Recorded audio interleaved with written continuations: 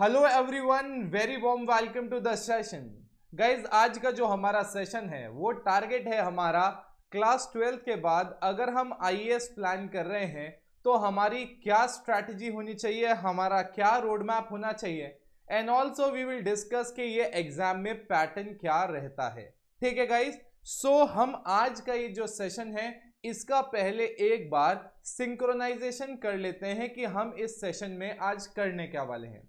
Guys, मैं पहले वाले पार्ट में आपको सबसे पहले ये बताऊंगा why we have to start preparing for civil services exam, UPSC civil services exam after class 12। Guys, जिनको अभी तक थोड़ा सा यूपीएससी सिविल सर्विसेज एग्जाम और आईएएस में कंफ्यूजन है, पहले मैं वो दूर कर देता हूं। गाइज, जो यूपीएससी है, यूनियन पब्लिक सर्विस कमीशन, ये इस एग्जाम को कंडक्ट कराती है। तो जो यूपीएससी है वो इसको कंडक्ट करवाती है। एग्जाम का नाम है सीएसई सिविल सर्विसेज एग्जामिनेशन। इस एग्जामिनेशन में जो टॉप रैंक हासिल करता है उनको आईएएस की पोस्ट मिलती है। उसके अलावा भी और पोस्ट होती हैं जो बच्चे को मिलती हैं। तो गाइस, सबसे पहला रहेगा why we have to start preparing after 12। Number 2 जो हमारा रहेगा वो हम डिस्कस करेंगे कि एग्जामिनेशन का पैटर्न क्या है। नंबर 3 हम आएंगे कि हमारी ये स्ट्रैटेजी क्या होगी। हमारी स्ट्रैटेजी क्या होगी कि 12th के बाद में कितना टाइम किस फेज में हमें देना है। तो मैंने आपकी पूरी प्रिपरेशन आपके लिए 4 फेजेस में डिवाइड की है। एक एक फेज हम डिस्कस करेंगे इन डेप्थ। तो गाइस, पूरे के पूरे वेबिनार का मैंने आपको एक बार स्ट्रक्चर दे दिया है। So let's begin with the first question, why we have to start preparing after class 12। तो गाइज देखिए, अब आप, ये मेरा फेवरेट एक एग्जाम्पल है।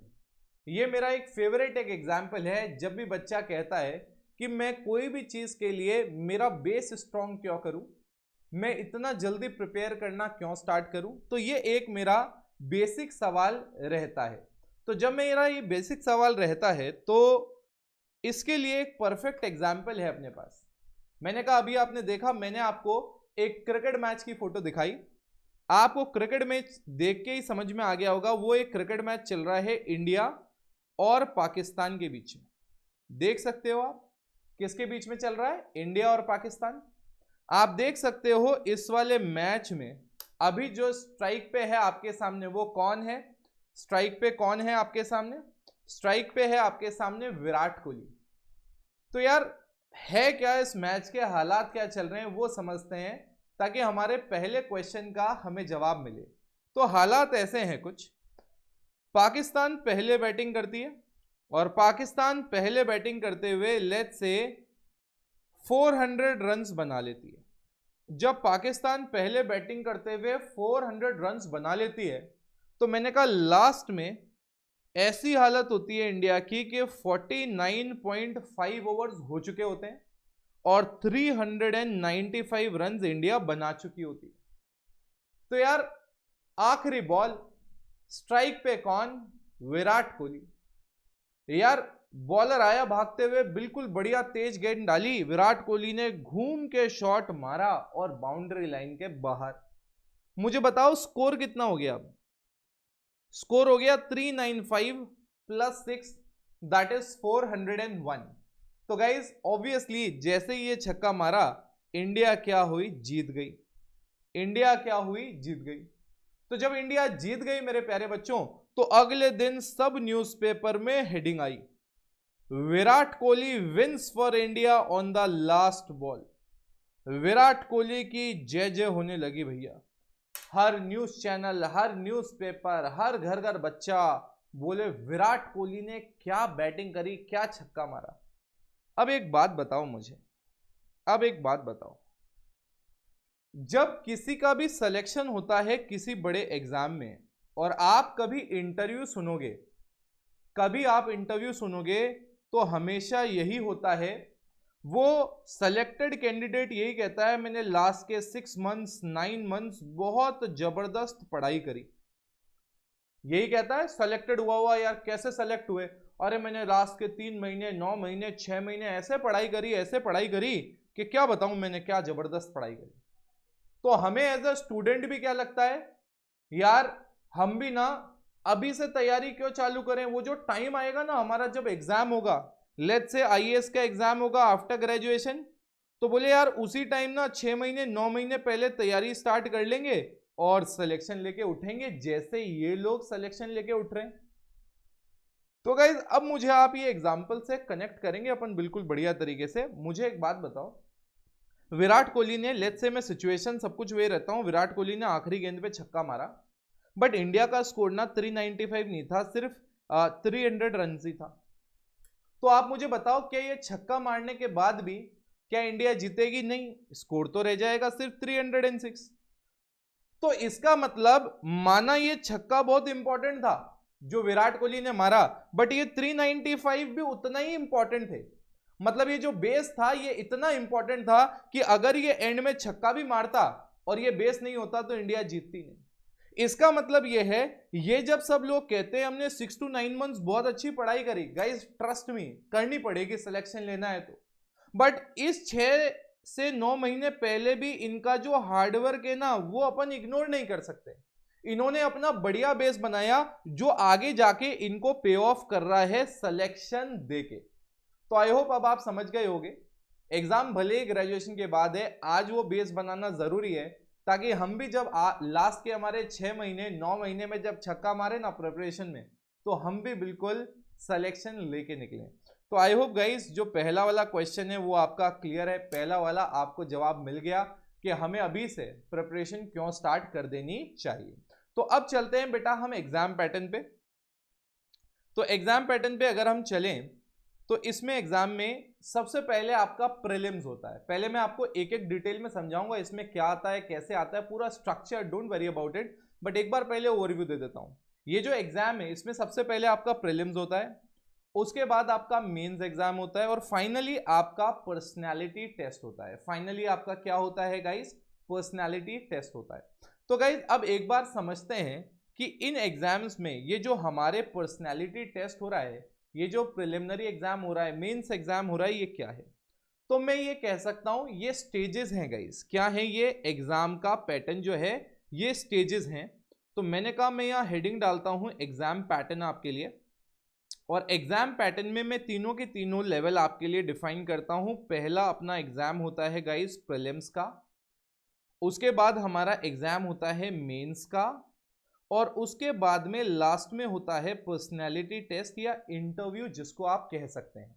ठीक है, मैंने कहा ये जो प्रिलिमिनरी टेस्ट होता है गाइस ये आपका एमसीक्यू बेस्ड टेस्ट होता है, मतलब आपको ऑप्शंस मिलते हैं एग्जाम में, आप उन ऑप्शन में से करेक्ट ऑप्शन सेलेक्ट करते हो। ठीक है, अब उसके बाद आपका होता है मेंस एग्जाम। अब गाइस समझने की कोशिश करो, आप प्रिलिमिनरी एग्जाम क्वालिफाई करोगे, आप यहां से क्वालिफाई करोगे, आपके पास क्वालिफाई करने के साथ साथ आपका मेरिट में नाम आना चाहिए, उसके बाद आप ये पेपर लिखने बैठोगे।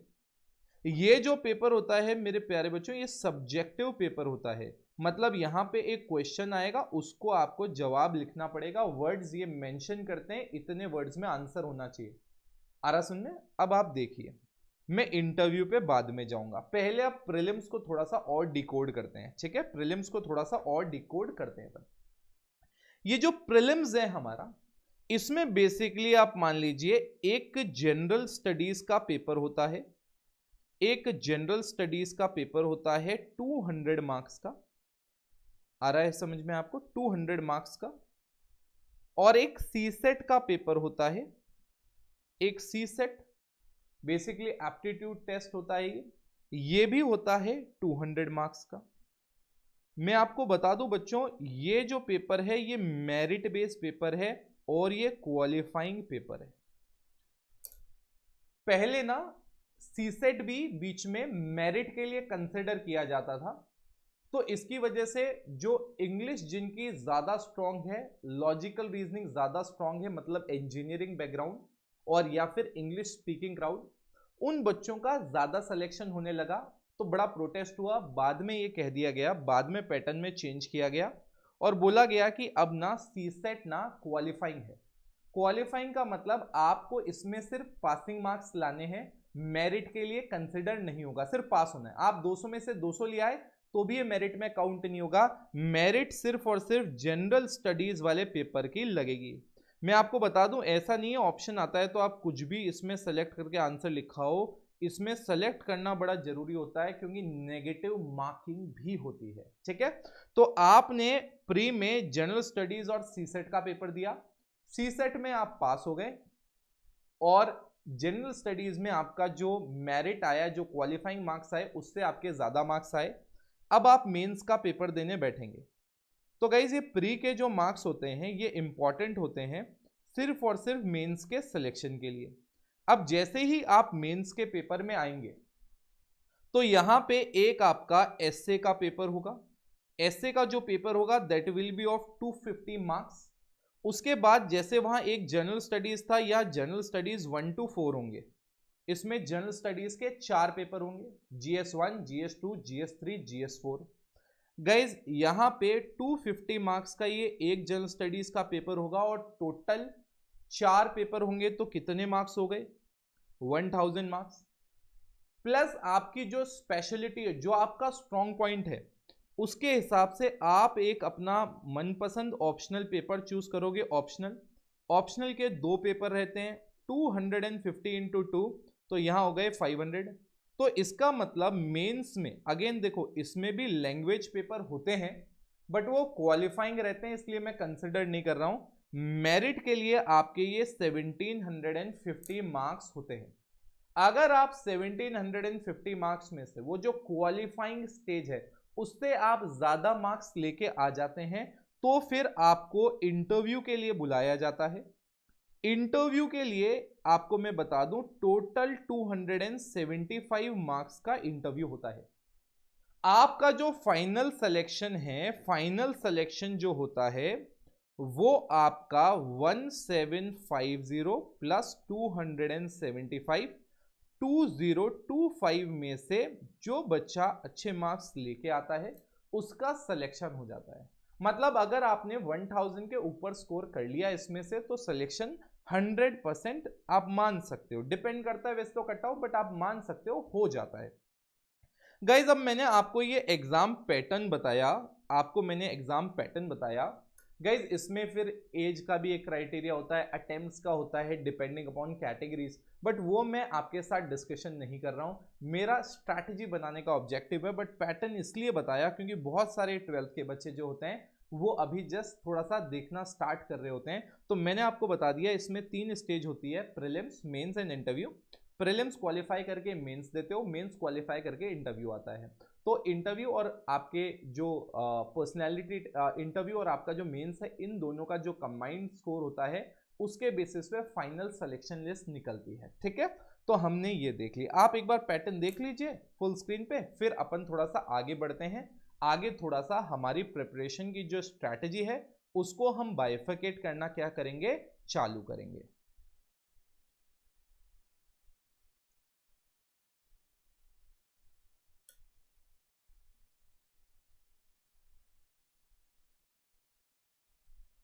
सो गाइज देखा आपने पूरा का पूरा। अब गाइज अब अपन मेन पार्ट पे आते हैं, हमारी स्ट्रैटेजी मेकिंग पे। सो गाइज अब मैं जब स्ट्रैटेजी की बात करता हूं तो in this strategy I will divide the complete preparation into 4 phases। I will divide the complete preparation into 4 phases। मैं 4 phases में इसको डिवाइड करूंगा, phase 1, phase 2, phase 3 and phase 4। मैं पूरी की पूरी प्रिपरेशन को आपके लिए 4 phases में मैं आपके लिए डिवाइड करूंगा। हर एक फेज को हम डिटेल में समझेंगे, देखेंगे आपको कितना टाइम देना है और उस फेज में बेसिकली आपको करना क्या है, ठीक है। तो स्टार्ट करते हैं सबसे पहले phase 1। यार एनसीईआरटी जो है ना वो एक बहुत ही बेसिक चीज है। तो गाइज हमें सबसे पहले phase 1 में क्या करना है, हमें सबसे पहले एनसीईआरटीज कवर करनी है। मैं जब कहता हूं हमें एनसीईआरटी कवर करनी है, इसका मतलब ऐसा नहीं है कि आपको 6 से लेके हर एक सब्जेक्ट की एनसीईआरटी पढ़ने बैठ जाना है, नहीं। मतलब इनमें भी एक लिस्ट होती है।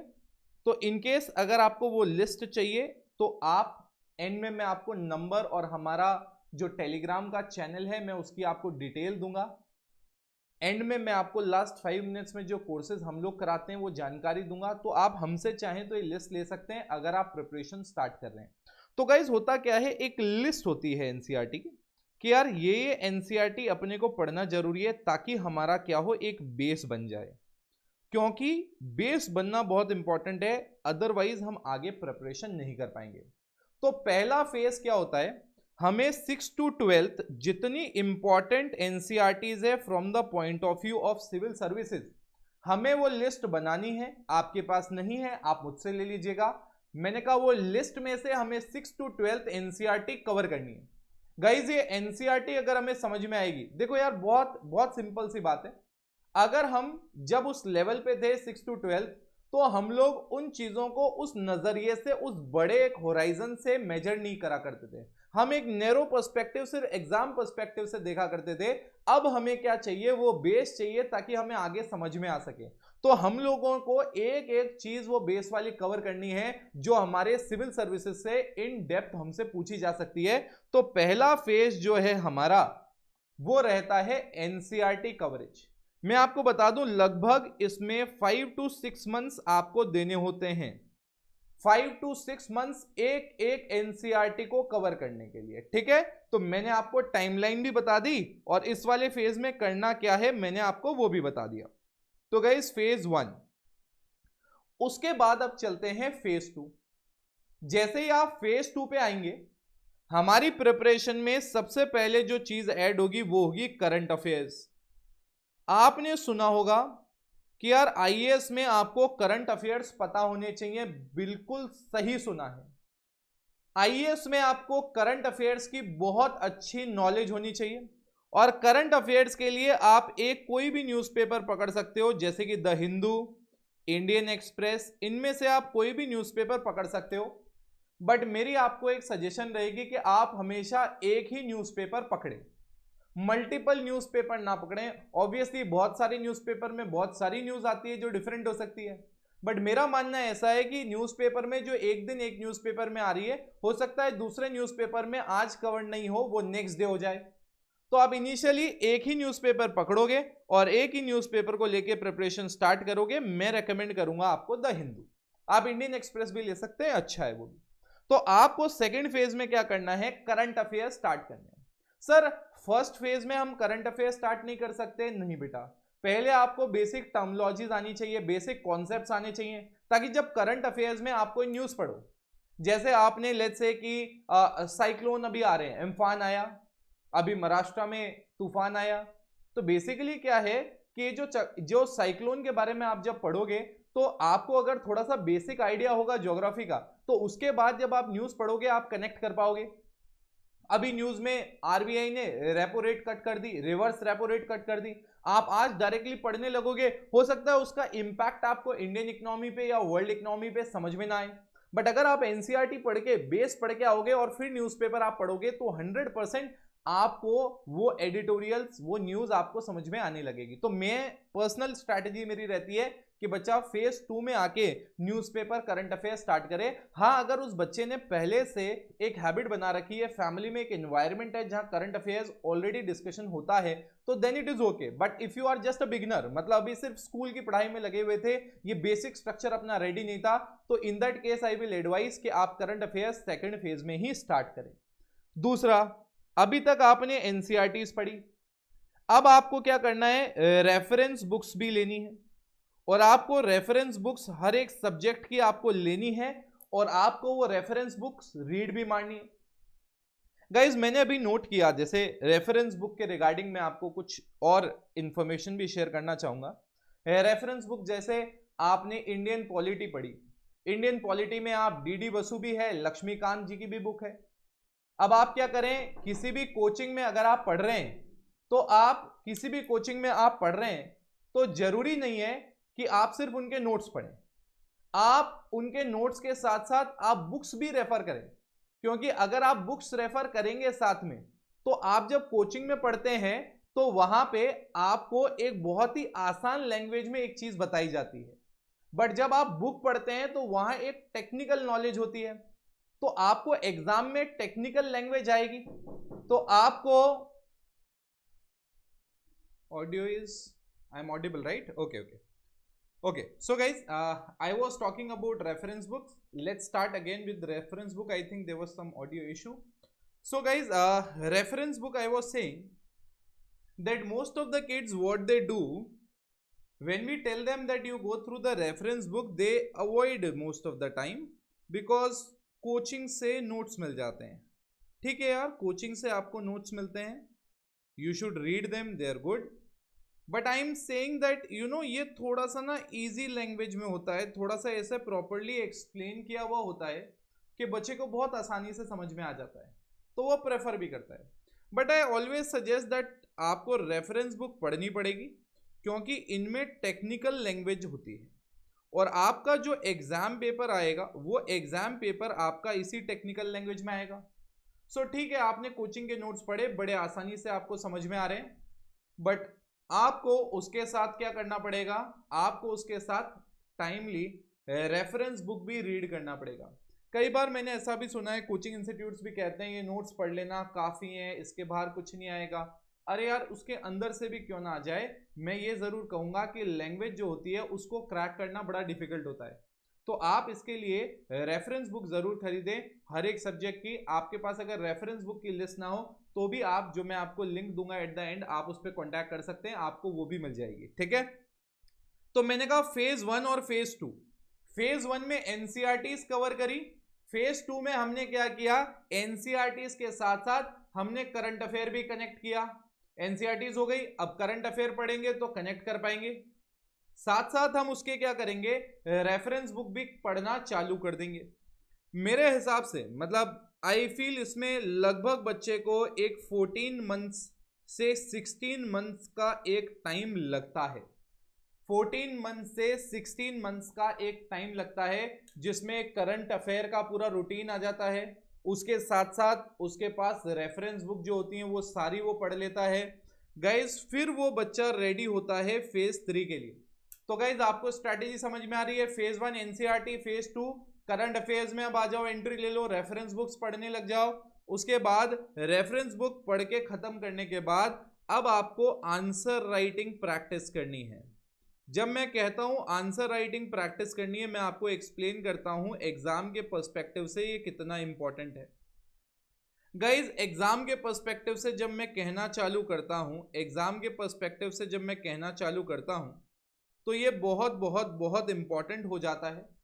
ये बहुत बहुत बहुत इंपॉर्टेंट हो जाता है. एग्जाम में आप देखिए, ऑब्वियसली आपके जो सिलेबस है वो तो आपको कवर करके बैठना ही है. अगर आपने सिलेबस कवर नहीं किया तो ऑटोमेटिकली एग्जाम में क्वेश्चन नहीं आएगा. तो हमें हमारा सिलेबस तो कवर करना ही है, उसके साथ साथ सिलेबस तो कवर करना ही है, उसके साथ साथ हमें एग्जाम में प्रेजेंट भी तो करना है. अगर हमने प्रेजेंटेशन, मतलब सोचो आपको बहुत कुछ पूरा सिलेबस आता है, बट एग्जाम में आप प्रॉपर्ली उसको प्रेजेंट नहीं कर पाए, do you really think that आपका एग्जामिनर मार्क्स देगा और आप 1 लेवल से सेकंड से थर्ड और फाइनली सिलेक्शन लेके उठ पाओगे? नहीं. तो इसलिए हमें क्या करना है, आंसर राइटिंग प्रैक्टिस के लिए भी एक फेज रखना है, दैट इज फेज नंबर 3. तो गाइज आप देखिए, मैक्सिमम लेके चलूं मैं 6 मंथ्स एनसीईआरटी, 16 मंथ्स आपका reference book and current affairs. अब एक ध्यान रखना, करंट अफेयर्स तो अब चलते रहेंगे, करंट अफेयर्स तो एक पार्ट हो गया, अब वो तो फेज में आ ही गया, वो तो आपको रेगुलर पढ़ते हुए चलना ही है. ठीक है, तो आपको रेगुलर पढ़ते हुए वो तो चलना ही है. करंट अफेयर्स तो आपका पार्ट हो गया, तो वो मैं वापस मेंशन नहीं कर रहा हूं. गाइज आप जैसे ही फेज 3 क्रॉस करोगे, मतलब आपने क्या किया, एनसीईआरटीज पढ़ ली, करंट अफेयर्स रेगुलरली पढ़े जा रहे हो, रेफरेंस बुक्स वगैरह पढ़ ली, अब आप क्या कर रहे हो, करंट जो भी टॉपिक आ रहा है उस पर आप आंसर राइटिंग लिखना स्टार्ट कर रहे हो. अब आपने आंसर राइटिंग भी प्रैक्टिस कर ली, जिसमें मैं कहूँगा आपको कम से कम 4 से 5 महीने आपको देने चाहिए, 4 to 5 मंथ्स आपको देना चाहिए. तो आप देखो 6 + 16 + 5 अप्रोक्सीमेटली आपने 28 मंथ्स की एक फेज 1, फेज 2, फेज 3 कर लिया. अब आप एग्जाम के लिए रेडी हो. बट आप मुझे बताएं, जब आप 28 मंथ्स 30 मंथ्स की कंटिन्यूस पढ़ाई करोगे तो उसके बाद आपको रिविजन भी करना पड़ेगा. तो अब आपका जो लास्ट फेज है वो है revision. Plus paper practice for prelims. अब आपको पेपर प्रैक्टिस करनी है, क्योंकि प्रीलिम्स में भी क्या होता है कि जो क्वेश्चंस आते हैं उनमें बहुत सारी टेक्निक्स होती हैं, एलिमिनेशन टेक्निक्स भी होती हैं। तो जब आप पेपर करना चालू करते हो, प्रैक्टिस करना चालू करते हो, एक तो पुराना इतना पढ़ा हुआ आपको कंसिस्टेंटली रिवाइज करना है, उसके बाद आपको क्या करना है, आपको पेपर प्रैक्टिस करनी है ताकि एग्जाम में हमें कोई प्रॉब्लम ना हो। देखो मैं आपको बताता हूं, जो आपका मेन एग्जाम होता है उसमें आप ये समझिए कि कोई एक थॉटफुल क्वेश्चन भी आ सकता है, प्लस कोई फैक्ट बेस्ड क्वेश्चन भी आ सकता है। बट मैं आपको एक गारंटी देता हूं, आजकल जो मोस्ट ऑफ द क्वेश्चंस आ रहे हैं वो क्या आ रहे हैं, इस करंट से कनेक्ट होके आ रहे हैं। किससे कनेक्ट होके आ रहे हैं? करंट से। तो अगर आप करंट कंटिन्यू पढ़ते रहोगे तो अगर फैक्ट बेस्ड सवाल भी आ गया या कोई और थोड़ा सा थॉट प्रोसेस वाला भी सवाल आ गया, तो आप अगर करंट कंटिन्यू पढ़ रहे हैं तो आप दोनों के लिए रेडी होते जाएंगे। तो गाइज एक बार ये फेज 1, फेज 2, फेज 3, फेज 4 आप देख लो आरएस में, ये देख लो, इतना आप देख लो पहले एक बार, फिर अपन इसको फाइनली रैप अप करेंगे। आई थिंक मैंने आपको जो प्रिपरेशन स्ट्रैटेजी है वो पूरी दिमाग में आपके डाल दी है।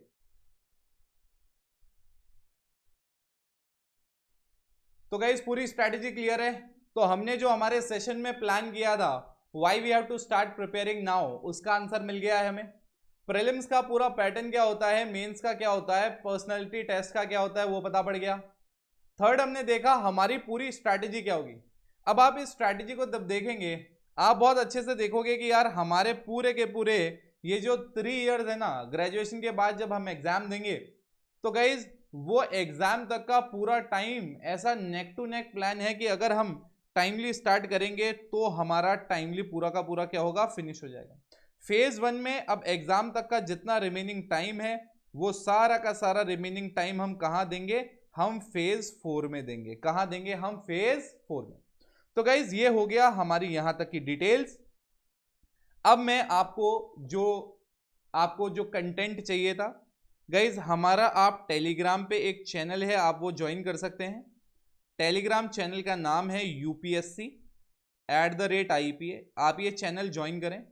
यहाँ पे हम आपको बुक लिस्ट भेज देंगे, जो रेफरेंस बुक लिस्ट है वो भेज देंगे, NCERT बुक लिस्ट भेज देंगे, प्लस एक हमारा ब्रोशर भी हम आपको वहाँ पे सेंड कर देंगे। अगर आप चाहें, अगर आपको पर्सनली कोई और डाउट हो, आप मुझे व्हाट्सएप कर सकते हैं मेरे नंबर पे 9001114477। आप इस नंबर पे व्हाट्सएप कर सकते हैं। आप इस नंबर पे व्हाट्सएप करेंगे तो वहाँ पे भी आपको भेज दिया जाएगा। बट आई विल एडवाइस कि आप UPSC वाले ग्रुप में भी ज्वाइन कर लें, क्योंकि हम यहाँ पे हमारे जो डेली करंट अफेयर्स होते हैं वो भी अपडेट करते हैं। प्लस आप डेली करंट अफेयर्स के लिए यूट्यूब भी ज्वाइन कर सकते हैं, क्योंकि वहाँ पे भी हम ये सारी की सारी चीज़ें अपलोड करते हैं। गाइज ये हो गया थोड़ी बेसिक डिटेल। प्लस हम भी अभी क्लास 12th के बाद का बैच स्टार्ट कर रहे हैं सेकेंड वीक ऑफ जुलाई में।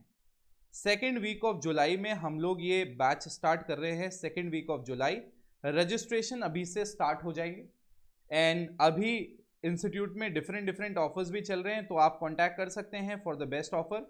और सेकेंड वीक ऑफ जुलाई से ये बैच हम लोग स्टार्ट कर देंगे, तो आप अभी से अपना रजिस्ट्रेशन प्रोसेस स्टार्ट कर सकते हैं। आप पर्सनली अगर आपको काउंसलिंग भी लेनी है तो आप हमसे कनेक्ट होकर एक काउंसलिंग टाइम ले सकते हैं।